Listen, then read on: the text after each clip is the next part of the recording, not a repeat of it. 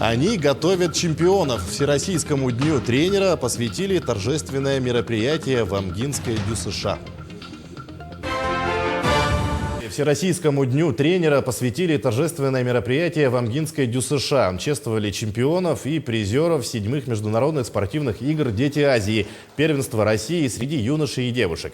Один из специалистов с множеством достижений – тренер по масс-рестлингу Андрей Барашков. Более 10 лет он тренирует юных спортсменов. Его воспитанники ежегодно достигают успехов в этом виде спорта. В день тренера Андрея Барашкова и его воспитанников наградили грамотами и денежными сертификатами. Также администрация Улуса вручила коллективу Амгинской ДЮСШ 100 комплектов медалей и 10 кубков.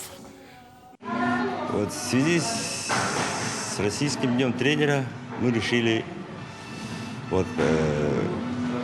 организовать праздник для тренеров и чествовать спортсменов, участников игр «Дети Азии» и призеров первенства России по масс-рестлингу в городе Чебоксары, потому что все равно за воспитанниками стоят тренеры, поэтому мы должны все равно чествовать своих тренеров. У нас тренеров 47 тренеров, 7 филиалов, 11 видов.